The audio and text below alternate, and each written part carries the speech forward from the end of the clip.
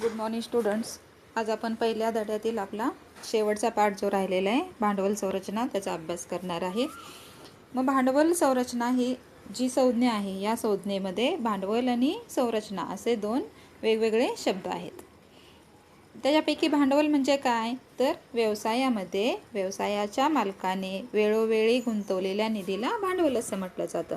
व्यवसाय सुरू करत असताना व्यवसायाचा जो मालक आहे किंवा कंपनीचा मालक आहे त्याने वेळोवेळी जो भांडवल पुरवठा केलेला असतो तो. तसेच वेगवेगळ्या भागांच्या प्रमाणबद्ध रचनेला संरचना असं म्हणतात. कंपनी ज्या वेळेला वेगवेगळ्या भागांची विक्री करून किंवा इतर मार्गाने व्यवसायामध्ये भांडवल गुंतवत असते त्या सर्व वेगवेगळ्या भागांना काय म्हटलं जातं भागांच्या प्रमाणबद्ध रचनेला संरचना असं म्हटलं जातं. यावरून भांडवल संरचना म्हणजे निधीच्या वेगवेगळ्या स्रोतांचा व्यवसायात दीर्घकालीन वित्तपुरवठा व्हावा म्हणून केलेले प्रमाणबद्ध एकत्रीकरण होय. यावरून आपल्या असं लक्षात येतं की भांडवल संरचना म्हणजे काय आहे तर व्यवसायाला लागणारा निधी आहे तो निधी मिळवण्यासाठी जे वेगवेगळे स्रोत आहेत त्या स्रोतांचा व्यवसायामध्ये दीर्घ कालावधीसाठी वित्तपुरवठा व्हावा म्हणून केलेली प्रमाणबद्ध एकत्रीकरण. व्यवसायामध्ये मालकीचे भांडवल किंवा कर्जाऊ भांडवल अथवा या दोन्ही मार्गांनी कंपनी भांडवल उभे करते. व्यवसाय चालू करत असताना व्यवसायाचा मालक किंवा कंपनीचा मालक जो आहे तो काय करत असतो की मालकीचे भांडवल स्वतः भांडवल उभा करून किंवा भांडवल कर्जाऊ घेऊन किंवा या दोन्हींचे एकत्रीकरण करून भांडवल उभारणी केली जाते. मालकी हक्काच्या भांडवलामध्ये समहक्क भाग, अग्रहक्क भाग, राखीव व अतिरिक्त निधी यांचा समावेश होतो. तर कर्जाऊ भांडवल म्हणजे कर्ज रोखे, इतर कर्जे इत्यादी होय. या सर्व स्रोतांचा प्रमाणबद्ध एकत्रित रीतीने कंपनीच्या एकूण भांडवलात समावेश केला जातो.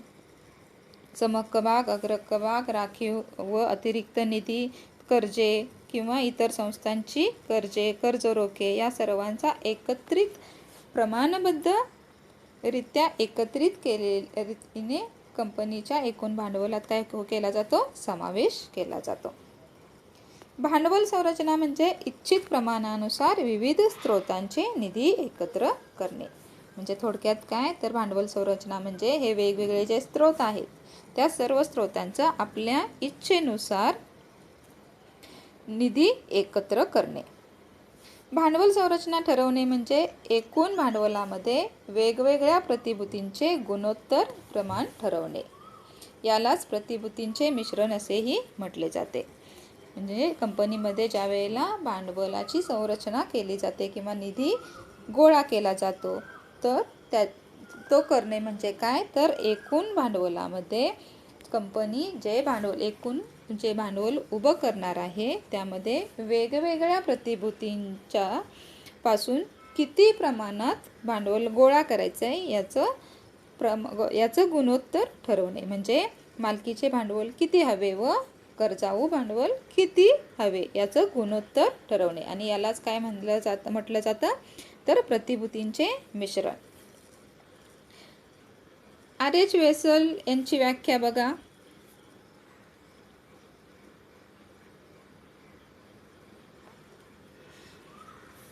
आर.एच. वेसल यांची व्याख्या उद्योग व्यवसायात गुंतवलेला दीर्घ मुदतीचे वैविध्यपूर्ण निधी. भांडवल संरचना म्हणजे आर.एच. वेसल काय म्हणतात की उद्योग व्यवसायामध्ये गुंतवलेला दीर्घ मुदतीचा आणि वैविध्यपूर्ण निधी. व्यवसायात गुंतवलेला दीर्घ कालावधीसाठी आवश्यक असणारा आणि वेगवेगळ्या पद्धतीचा निधी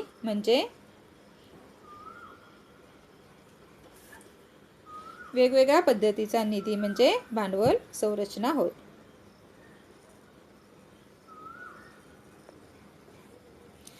दुसरी व्याख्या आहे जॉन एच. हॅम्प्टन यांची. संस्थेची भांडवल संरचना म्हणजे कर्ज व समहक्क भाग या दोन प्रतिभूतीमधील संबंध, ज्यानुसार कंपनीला मालमत्ता खरेदीसाठी निधी पुरवठा करतो. संस्थेमध्ये जो भांडवलाची संरचना केली जाते म्हणजे काय, तर संस्थेला आवश्यक असणारा निधी हा कर्जाच्या रूपाने किती व समहक्क भागांच्या रूपाने किती उभा करायचा, या दोन प्रतिभूतीमधील संबंध म्हणजे भांडवल संरचना, की ज्याचा उपयोग किंवा ज्याच्यानुसार कंपनीला दीर्घ मुदतीच्या मालमत्ता खरेदीसाठी निधीचा पुरवठा केला जातो.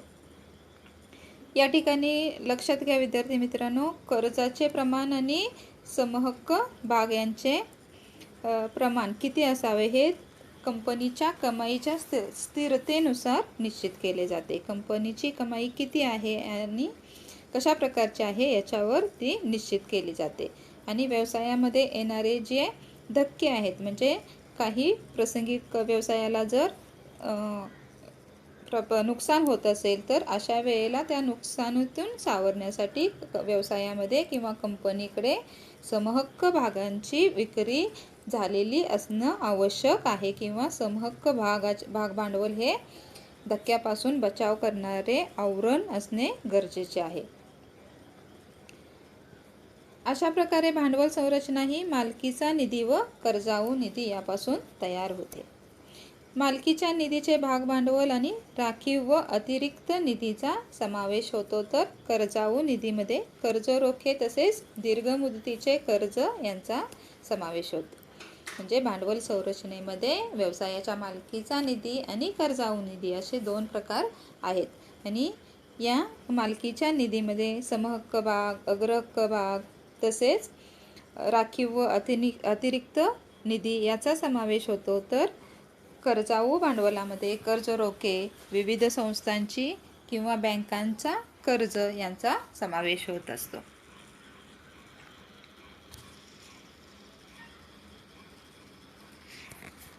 मग या भांडवल संरचनेमध्ये जे घटक आहेत मी आता सांगितले होते, ते घटकांचा आपण सविस्तर अभ्यास करूया. भांडवल संरचनेमध्ये 4 घटक आहेत. त्यातले मालकीच्या भांडवलाचे 3 घटक आहेत. समहक्क भाग, अग्रहक्क भाग, प्रतिधारण नफा, त्याला संचयी किंवा अतिरिक्त नफा असं म्हटलं जातं. आणि कर्जाऊ भांडवलामध्ये कर्ज रोखे आणि विविध संस्थांची कर्जे यांचा समावेश होत असतो. पहिला बघूया त्याच्यातील समहक्क भाग भांडवल.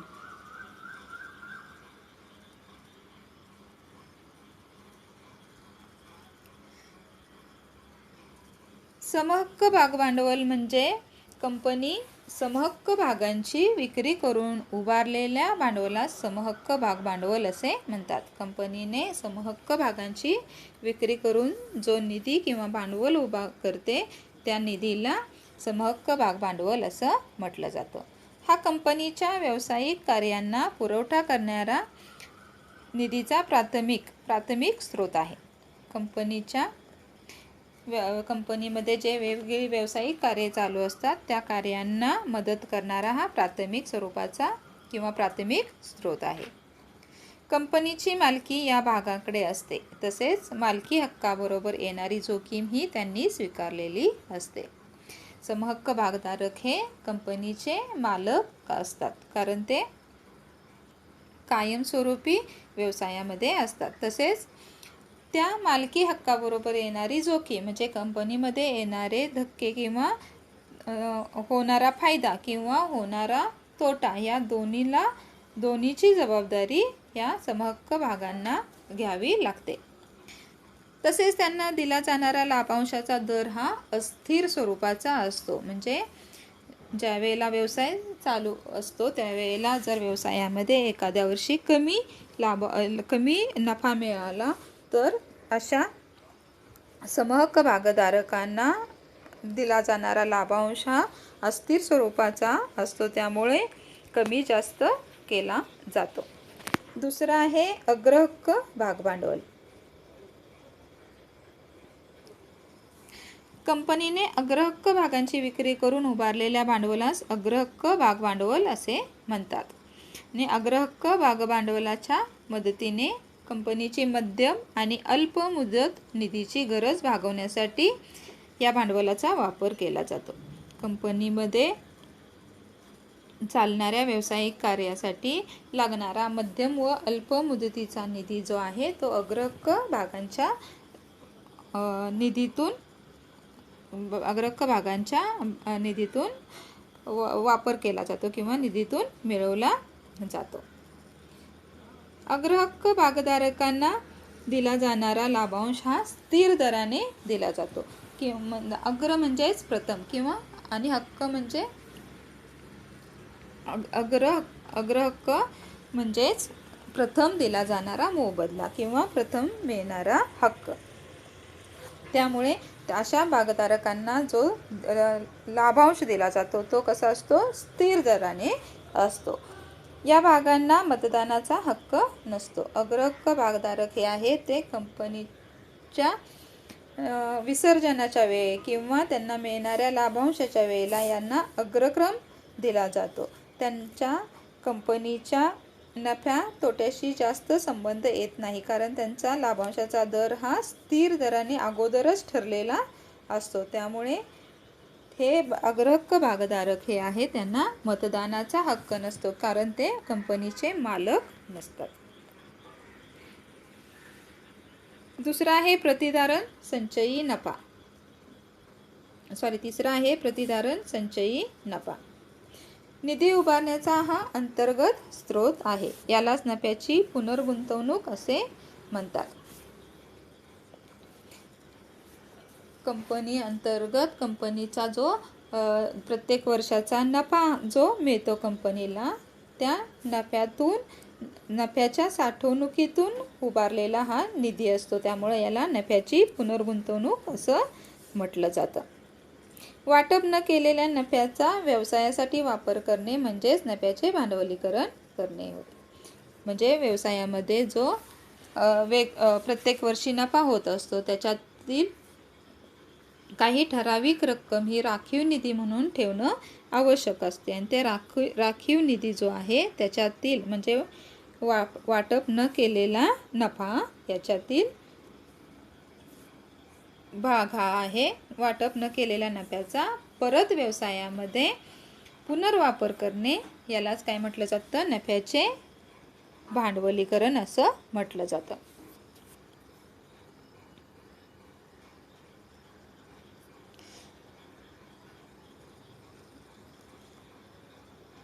आणि आपला पुढचा पॉइंट आहे कर्जाऊ भांडवल.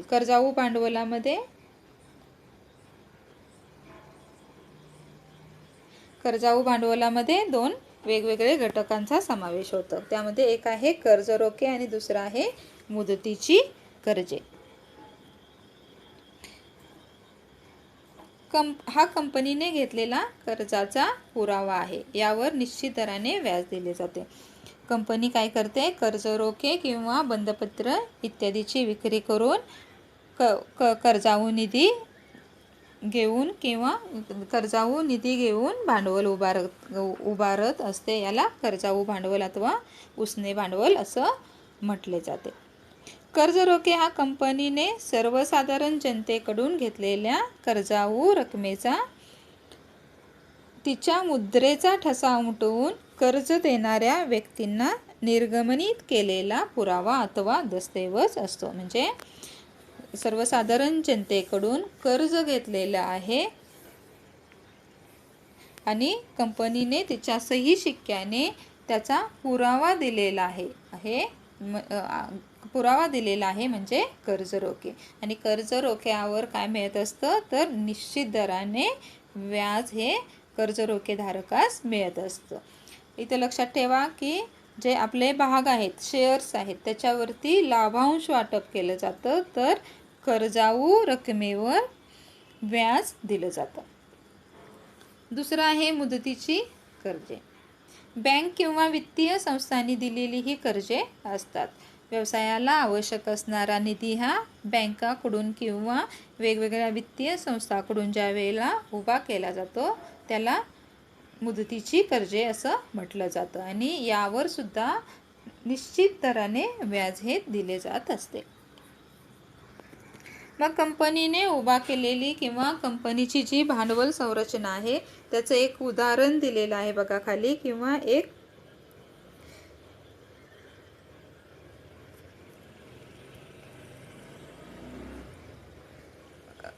ताळेबंद दिलेला आहे. बॅलन्स शीट 31 मार्च 2019ची बॅलन्स शीट दिलेली आहे बघा. याच्यात भाग भांडवल, लायबिलिटीज देयता आणि संपत्ती मालमत्ता, त्यालाच असेट असं म्हटलं जातं. याच्यामध्ये आपल्याला बघायचे काय, कॅपिटल म्हणजे भाग भांडवल किंवा कंपनीचं भांडवल संरचना कशी आहे हे याचा अभ्यास करायचा आहे. यामध्ये इक्विटी शेअर्स आहेत बघा, 10,000 समहक्क भाग, 10 रुपये प्रत्येकी पूर्ण किमतीने दिलेले 1 लाख रुपये उभारलेले आहेत.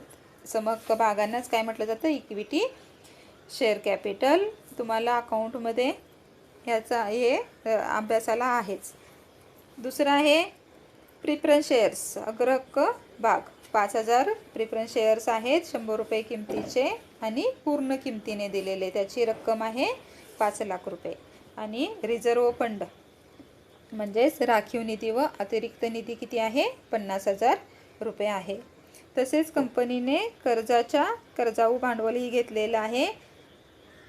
किती आहे बघा, 1,000 कर्ज रोखे आहे, 10% दराने 100 रुपये किंमत आहे त्याची. आणि 1 लाख रुपये त्यांनी कसं उभा केलेला आहे, कर्ज रोख्यांच्या स्वरूपात 1 लाख रुपये उभा केलेला आहे. म्हणजे मालकीचे भांडवल बघा काय काय आहे, समहक्क भाग, अग्रहक्क भाग आणि राखीव निधी. आणि कर्जाऊ भांडवल आहे कर्ज रोख्यांचे 1 लाख रुपये. आणि खाली त्याचा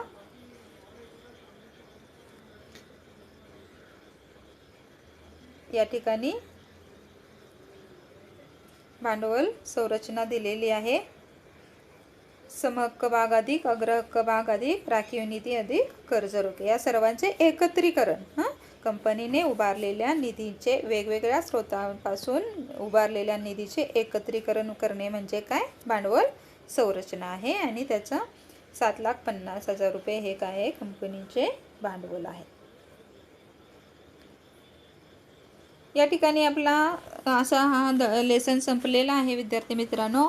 आणि इथे शेवटी त्यांनी फरक दिलेला आहे, स्थिर भांडवल आणि खेळते भांडवल म्हणजे. आणि याच्यातील 6 मुद्दे आहेत.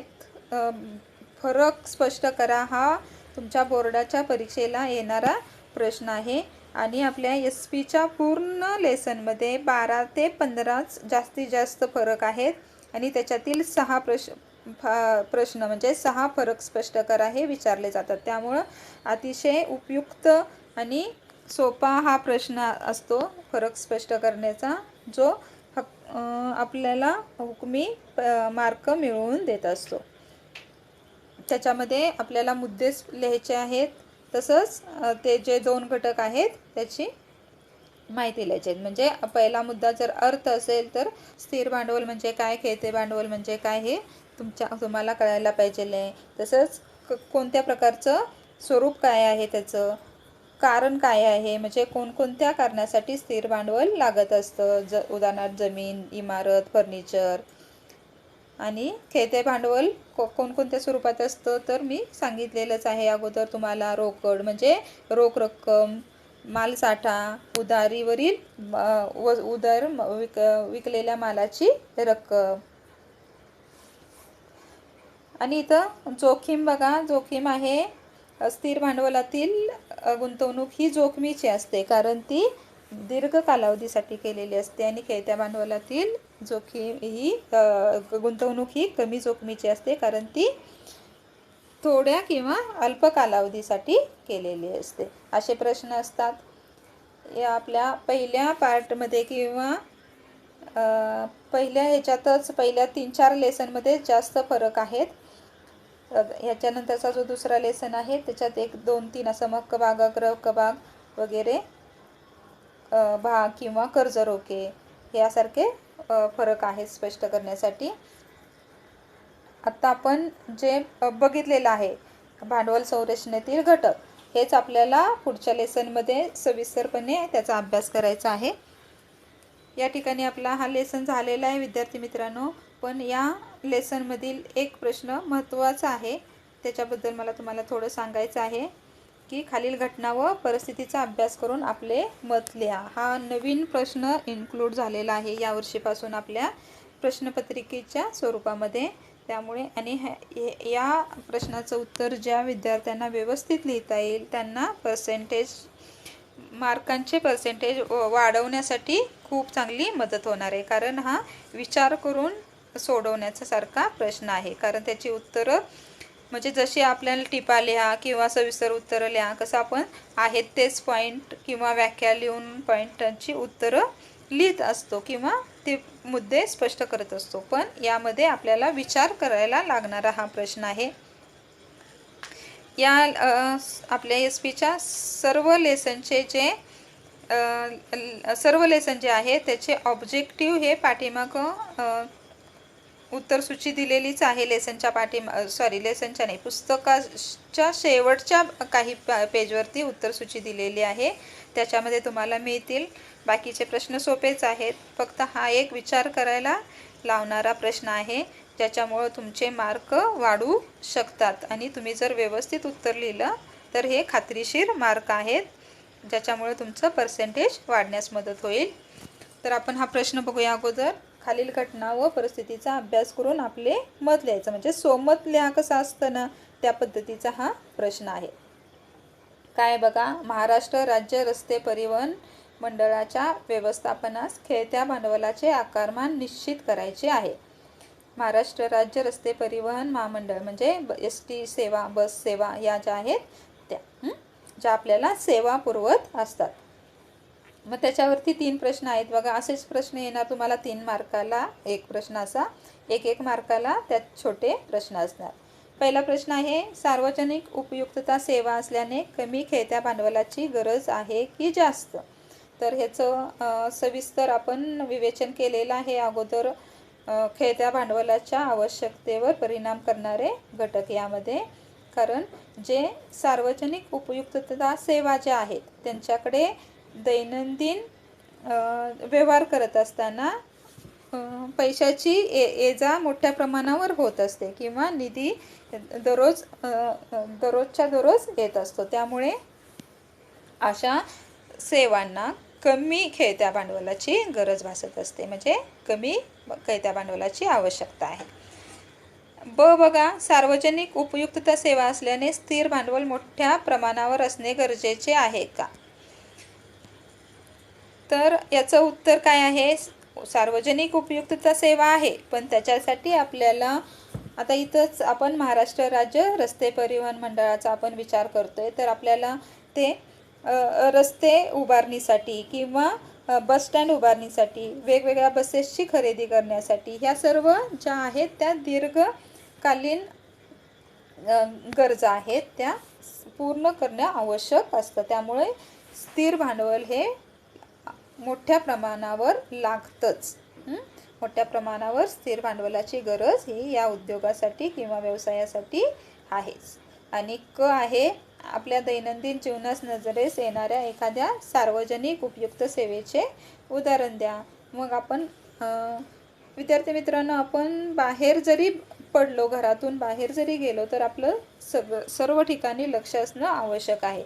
म्हणजे तुम्ही बाहेर जाता ज्या वेळेला किंवा घरातून एखादा व्यवहार करत असता त्यावेळेला ही सेवा कशी आहे, सार्वजनिक उपयुक्ततेची आहे का नफा मिळवण्यासाठी एखाद्या व्यक्तीनं सुरू केलेला उद्योग व्यवसाय आहे, ह्याचं निरीक्षण तुम्हाला करता येणं आवश्यक आहे. मग सार्वजनिक उपयुक्त सेवा ही आपण लहानपणापासून पाहत आलेल्या असतो. त्यामध्ये बँका असतात, बँका, पोस्ट, तसेच विमा